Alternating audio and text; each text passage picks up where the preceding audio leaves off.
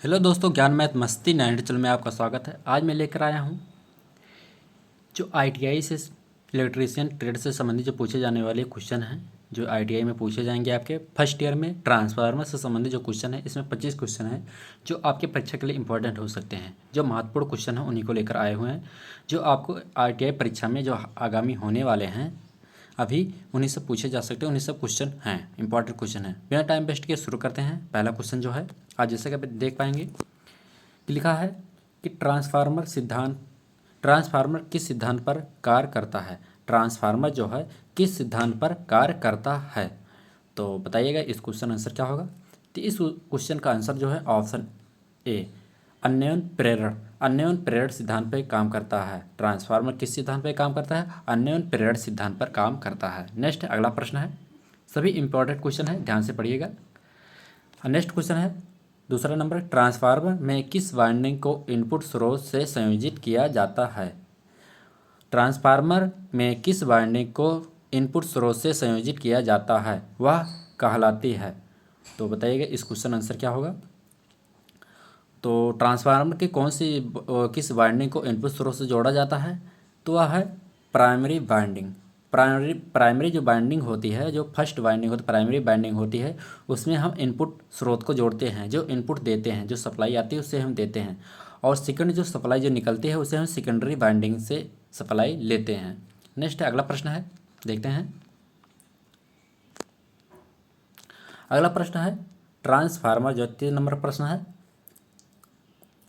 Transformer कौन से विद्युत धारा पर कार्य करता है।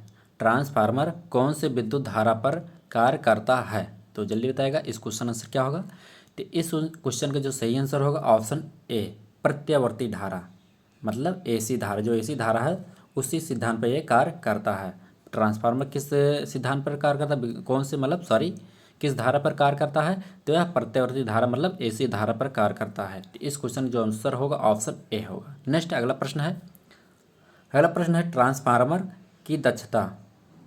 जो ट्रांसफार्मर की दक्षता है 4 नंबर का, ट्रांसफार्मर की दक्षता कितनी होती है। ट्रांसफार्मर की दक्षता कितनी होती है, इस क्वेश्चन का सही आंसर क्या होगा। इस क्वेश्चन की जो सही आंसर होगा ऑप्शन डी, जो ऑप्शन डी है यहाँ पर, जो डी है ऑप्शन यही होगा। ऑप्शन डी 90 से लेकर 98%, 90 से लेकर 98% की दक्षता पर यह कार्य करता है। नेक्स्ट अगला प्रश्न है, अगला प्रश्न क्या है,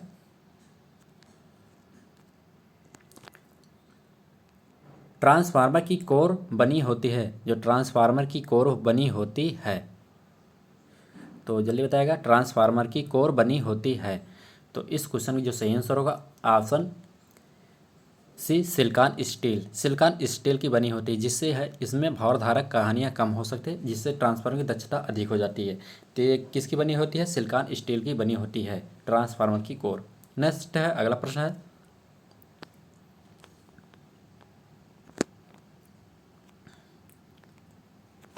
अगला प्रश्न देखते हैं 6 नंबर का। जो ट्रांसफार्मर इनपुट वोल्टेज को घटाकर आउटपुट में कम वोल्टेज प्रदान करता है वह कहलाता है। जो ट्रांसफार्मर इनपुट जो वोल्टेज होता है, जो हम उसमें वोल्टेज सप्लाई देते हैं और वह घटाकर कम वोल्टेज प्रदान करता है, उसे हम कौन सा ट्रांसफार्मर कहते हैं, तो उसे हम कहेंगे ऑप्शन बी, स्टेप डाउन मतलब अपचायक। स्टेप डाउन मतलब स्टेप एक स्टेप अप होता है, जो वोल्टेज को बढ़ाता है उसे स्टेप अप कहते हैं, जो वोल्टेज को कम करता है उसे हम स्टेप डाउन कहते हैं। तो इस क्वेश्चन 6 नंबर का क्वेश्चन जो होगा ऑप्शन बी होगा। नेक्स्ट अगला प्रश्न क्या है,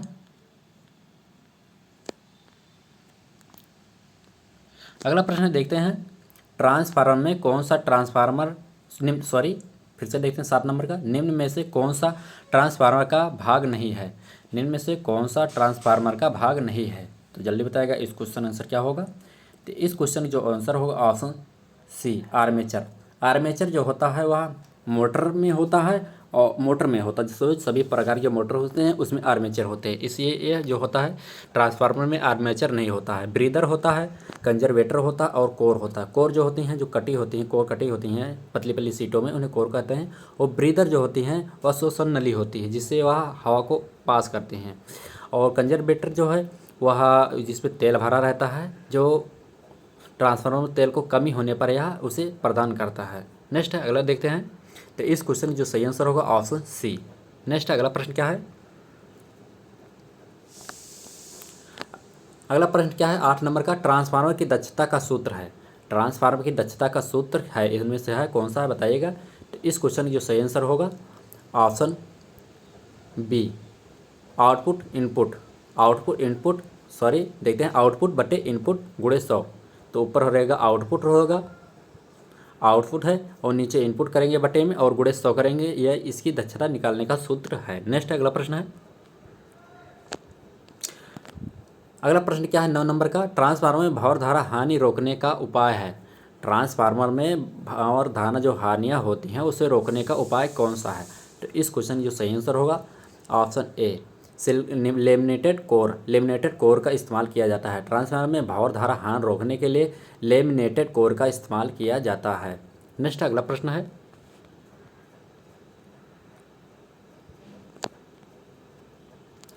अगला प्रश्न है, देखते हैं 10 नंबर का, किस प्रकार के संयोजन में न्यूट्रल पॉइंट की ज़रूरत नहीं होती है? किस प्रकार के संयोजन में न्यूट्रल पॉइंट की ज़रूरत नहीं होती है? तो कौन सा ट्रांसफार्मर जो है जिसमें न्यूट्रल पॉइंट की ज़रूरत नहीं होती है? तो इस क्वेश्चन की जो सही आंसर होगा option D, delta. Option D, delta.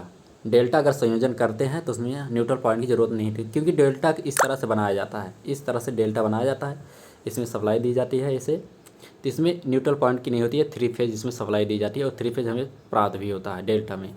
तो इस तरह से आपकी रहेगी, बाइंडिंग बनाई जाएगी, इस तरह से रहेगा, तो इसमें न्यूट्रल पॉइंट की ज़रूरत नहीं होती है। और जो स्टार होता है उसमें न्यूट्रल पॉइंट की ज़रूरत है, क्योंकि ऐसे रहता है, स्टार में ऐसे रहता है। इसमें एक सप्लाई हो गई, इसमें एक सप्लाई हो गई फेज का, इसमें हो गया, इससे ऐसा हो गया, और इसमें जो बीच वाला है इसमें इसे हम न्यूट्रल करते हैं। तो नेक्स्ट देखते हैं अगला प्रश्न है। तो इस क्वेश्चन का जो आंसर होगा ऑप्शन डी होगा, 10 नंबर का। नेक्स्ट अगला प्रश्न है 11 नंबर का। प्रश्न क्या है? तो 11 प्रश्न नंबर देखते हैं, सिल्का जल कहाँ भरा होता है? जो सिल्का जल होता है वह कहाँ पर भरा होता है? तो इस क्वेश्चन का जो सही आंसर होगा ऑप्शन ए, ब्रीदर। ब्रीदर जो होता है उसमें सिल्का जल भरा होता है, जिसे हम श्वसन नली भी कहते हैं ट्रांसफार्मर की।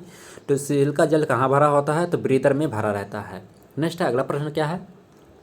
सिल्का जल का रंग कैसा होता है? तो यह नीला होता है।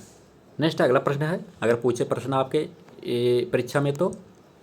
नेक्स्ट अगला प्रश्न क्या है? 12 नंबर का है, इनमें से कौन सा बाइंडिंग वाला ट्रांसफार्मर है? इनमें से कौन सा एक बाइंडिंग वाला ट्रांसफार्मर है? बोल रहा है कौन सा ट्रांसफार्मर है जो इनमें से जो एक किसमें सिर्फ एक बाइंडिंग होती है? तो कौन सा ट्रांसफार्मर है, जल्दी बताएगा। इस क्वेश्चन की जो सही आंसर होगा option C, auto transformer. Auto transformer, जो ऑटो ट्रांसफार्मर में सिर्फ एक वाइंडिंग होती है। नेक्स्ट अगला प्रश्न है। अगला प्रश्न क्या है देखते हैं, ट्रांसफार्मर की रेटिंग, जो ट्रांसफार्मर की क्षमता या रेटिंग किस आधार पर की जाती है? तो यह है ऑप्शन बी, केवीए। केवीए में की जाती है। ट्रांसफार्मर की क्षमता जो होती है केवीए में की जाती है। नेक्स्ट अगला प्रश्न है। अगला प्रश्न है, ट्रांसफार्मर किस प्रकार की मशीन है? ट्रांसफार्मर जो है किस प्रकार की मशीन होती है? तो यह है ऑप्शन सी, स्थैतिक, मतलब स्थिर रहती है। ट्रांसफार्मर जो है स्थैतिक युक्त है, मतलब ट्रांसफार्मर युक्त है। तो इसमें जो घुड़न क्या होते हैं, घुड़न वाला इसमें घुड़न नहीं होगा। घुड़न जो होते हैं मोटर होते हैं और चलते हैं, जो एक स्थान से दूसरे स्थान चल सके उसे चल कहते हैं, चल वाला मशीन कहते हैं। लेकिन ये ट्रांसफार्मर क्या है? एक स्थैतिक मशीन है, स्थिर वाली मशीन होती है ट्रांसफार्मर। नेक्स्ट अगला प्रश्न क्या है देखते हैं। अगला प्रश्न है, कोर की संरचना के आधार पर ट्रांसफार्मर कितने प्रकार के होते हैं? कोर की संरचना के आधार पर ट्रांसफार्मर कितने प्रकार के होते हैं? तो इस क्वेश्चन की जो सही आंसर होगा ऑप्शन सी, 3 प्रकार। कोर के आधार पर ट्रांसफार्मर कितने प्रकार के होते हैं? कोर की संरचना के आधार पर तो 3 प्रकार के होते हैं। नेक्स्ट अगला प्रश्न है।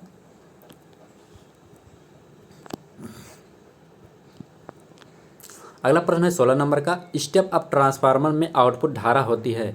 स्टेप अप ट्रांसफार्मर जो होती है, जिसे हम स्टेप अप, जिसमें वोल्टेज हम बढ़ाते हैं, उसमें आउटपुट धारा क्या होती है? तो इस क्वेश्चन का जो सही आंसर होगा ऑप्शन बी, घटती है।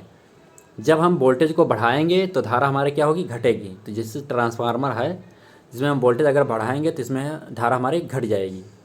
तो इसे हम कहेंगे स्टेप अप ट्रांसफार्मर क्यों होता है, उसमें क्या होगा, धारा क्या होगी उसमें घट जाएगी, और क्या होगा, वोल्टेज जो है बढ़ जाएगा। अगर आप वोल्टेज को कम करते हैं तो हमारी धारा बढ़ जाती है। नेक्स्ट अगला प्रश्न है, अगला प्रश्न है प्राइमरी बाइंडिंग, यदि प्राइमरी बाइंडिंग में सेकेंडरी बाइंडिंग से अधिक लपेटे हैं तो वह कौन सा ट्रांसफार्मर होगा।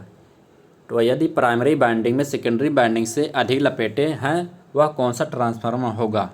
तो इसे बताना है आपका कौन सा ट्रांसफार्मर हो सकता है, स्टेप अप हो सकता है, स्टेप डाउन या ऑटो हो सकता है, इनमें से कोई नहीं। तो हम बताते हैं जिसमें प्राइमरी बाइंडिंग अगर जो प्राइमरी आपकी बाइंडिंग है, फर्स्ट जो बाइंडिंग है, पहली बाइंडिंग है, अगर वह दूसरी बाइंडिंग के लपेटों से अगर अधिक है तो उसे हम कहेंगे स्टेप डाउन। अगर प्राइमरी बाइंडिंग जो फर्स्ट बाइंडिंग में अगर बाइंडिंग में लपेटों की संख्या जो है, कॉइल की संख्या जो है कम है और सेकेंडरी में ज़्यादा है, मतलब दूसरे में ज़्यादा है, फर्स्ट में कम है दूसरे में ज़्यादा है, सेकेंड में ज़्यादा है, तो उसे हम कहेंगे स्टेप अप ट्रांसफार्मर कहेंगे। इस आधार पर हम कहेंगे इसे, अगर प्राइमरी बाइंडिंग में सेकेंडरी बाइंडिंग से अधिक लपेटे हैं तो उसे हम कहेंगे स्टेप डाउन ट्रांसफार्मर। इस क्वेश्चन जो आंसर होगा option B, step down transformer. Next अगला प्रश्न है, अगला प्रश्न है स्टेप अप ट्रांसफार्मर क्या बढ़ाता है। स्टेप अप ट्रांसफार्मर में क्या बढ़ता है। जो स्टेप अप होता है, जो स्टेप अप करते हैं, जो जिसमें स्टेप अप वोल्टेज जिसमें स्टेप अप होता है उसमें क्या होता है, तो स्टेप अप में वोल्टेज जो है वो वोल्टेज जो है बढ़ता है। स्टेप अप ट्रांसफार्मर में वोल्टेज जो होता है बढ़ता है। नेक्स्ट अगला प्रश्न है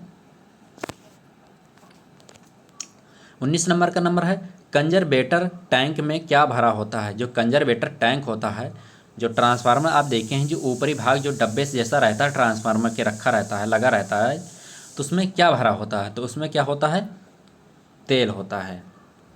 क्या होता है, तेल भरा होता है। जो कंजर्वेटर टैंक होता है ट्रांसफार्मर के ऊपर रखा रहता है बॉक्स जैसा, उसे ट्रांसफार्मर के ऊपर अलग से जो लगाया जाता है तो उसे हम कंजर्वेटर टैंक कहते हैं। और उसमें क्या भरा रहता है, तेल भरा रहता है। उसमें तेल आधा लगभग भरा रहता है, जिससे अगर ट्रांसफार्मर में तेल की कमी होती है तो वह उसमें पूर्ति करता है, या तेल में अगर रनिंग कंडीशन ट्रांसफार्मर है, अगर उसमें हीट उत्पन्न होती है तो तेल खोलने लगता है, जिससे तेल का प्रसार होता है, जिससे कंजर्वेटर टैंक में तेल कम भरा होने से उसमें तेल फटने से, मतलब ट्रांसफर फटने से बचाया जाता है, जिससे उस तेल को कंजर्वेटर तेल को कम रखा जाता है, जिससे वह तेल को कम होने पर वो उसमें ट्रांसफार्मर को प्रदान कर सके या ज़्यादा होने पर उसमें आ सके, तो उसे हम कंजर्वेटर टैंक में तेल भरा होता है। नेक्स्ट अगला प्रश्न है, अगला प्रश्न है नमी सूखने के बाद सिल्का जल का रंग कैसा हो जाता है। नमी सूखने के बाद सिल्का जल का रंग कैसा हो जाता है। तो जल्दी बताएगा इस क्वेश्चन का आंसर क्या होगा। नमी सूखने के बाद सिल्का जल का रंग कैसा हो जाता है, ये हो जाता है गुलाबी हो जाता है। सिल्का जल का रंग कैसा हो जाता है, तो ऑप्शन ए गुलाबी। तो इस क्वेश्चन का जो आंसर होगा ऑप्शन ए, ऑप्शन ए हो जाएगा।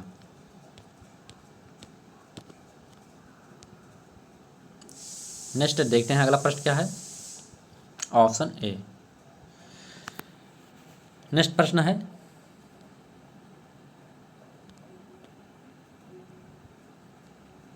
अगला प्रश्न क्या है देखते हैं। ट्रांसफार्मर में एक लोहे की कोर प्रदान करने का उद्देश्य है। यदि हम ट्रांसफार्मर में एक लोहे की कोर प्रदान करते हैं तो उससे हमें क्या उद्देश्य है, उसका क्या उद्देश्य होता है। तो उसका उद्देश्य होता है ऑप्शन सी, चुंबकीय पथ की रिलक्टेंस को कम कर, रिलेक्टेंस कहते हैं जिसे रिलेक्टेंस, तो रिलेक्टेंस को कम करता है, चुंबकीय पथ की रिलेक्टेंस को कम करता है। मतलब इसका मतलब ये हुआ जैसे हमें विद्युत धारा को प्रभावित करने के लिए एक पथ की ज़रूरत पड़ती है जिसमें धारा के विरोध कम करे, रेजिस्टेंस कम हो, तो जिससे विद्युत धारा जो है बिजली हमें ज़्यादा प्राप्त कर सके, एक तरफ से दूसरी तरफ भेजा जा सके, उसे हमें रिलेक्टेंस मतलब उसकी धारा प्रतिरोध को कम किया जाता है सर्किट का। इसी तरह से चुंबकीय पथ जो होते हैं, चुंबकीय पथ पूरी तरह से एक वाइंडिंग दूसरी वाइंडिंग में जा सके, इसीलिए ट्रांसफार्मर के लोहे के कोर प्रदान किया जाता है जिससे उसका रिलेक्टेंस कम कर सके, उसका जो प्रतिरोध हम कम कर सकते हैं, इसीलिए ट्रांसफार्मर में लोहे की कोर प्रदान की जाती है। तो इस आधार पर इस क्वेश्चन का जो आंसर होगा ऑप्शन सी। नेक्स्ट है, अगला प्रश्न है, निम्न में से कौन सा ट्रांसफार्मर स्थापन का हिस्सा नहीं है? निम्नलिखित में से कौन सा ट्रांसफार्मर का हिस्सा नहीं है? तो हम बात करते हैं ट्रांसफार्मर जिसे हम बनाते हैं उसे बनाने के लिए किस की ज़रूरत पड़ती है, वह पूछ रहा है। इसमें इन चारों में से कौन सा ट्रांसफार्मर का हिस्सा नहीं है, जिसे आप बताना है। तो इसमें कंजर्वेटर टैंक होता है, ब्रीदर होता है, बुक होज रिले होता है, लेकिन इसमें ऑप्शन डी जो है ब्रश जो होता है वह मोटर में लगा रहता है, ब्रश जो होता है वह मोटर में लगा रहता है। इस आधार पर इस क्वेश्चन जो सही आंसर होगा ऑप्शन डी ब्रश ट्रांसफार्मर का स्थापन का हिस्सा नहीं है, तो यह ब्रश है जो ट्रांसफार्मर का हिस्सा नहीं है। नेक्स्ट अगला प्रश्न क्या है?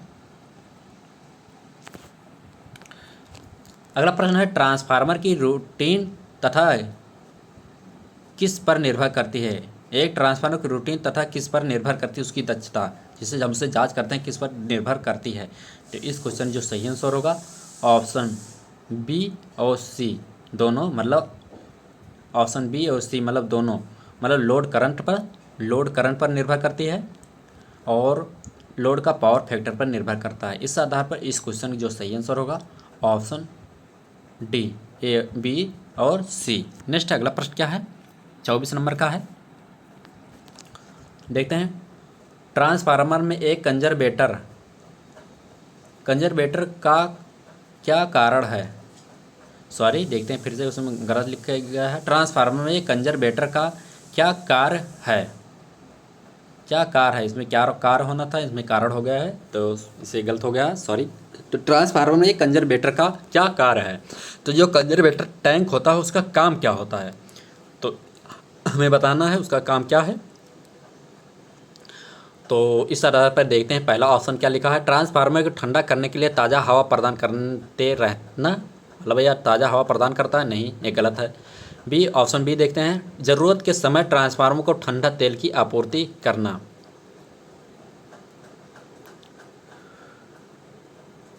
तो इस क्वेश्चन जो सही आंसर होगा ऑप्शन बी, मतलब ज़रूरत के समय ट्रांसफार्मर को ठंडा तेल की आपूर्ति प्रदान करता है।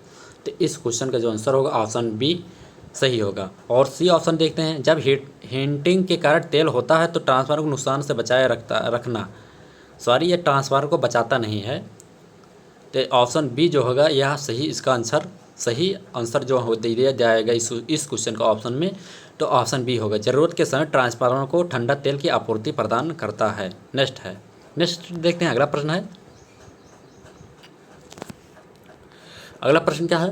प्राकृतिक तेल शीतलन का उपयोग कितनी रेटिंग तक के ट्रांसफार्मर के लिए किया जाता है? तो इस आधार पर इस क्वेश्चन का जो आंसर होगा ऑप्शन ए होगा।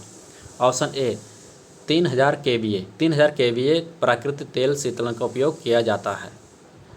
अगर वीडियो अच्छा लगता है लाइक और सब्सक्राइब जरूर कीजिएगा। नेक्स्ट वीडियो देखने के लिए हमारे चैनल का सब्सक्राइब जरूर कीजिएगा, क्योंकि नेक्स्ट वीडियो आपको जल्द ही मिलेगा। वीडियो को देखने के लिए धन्यवाद।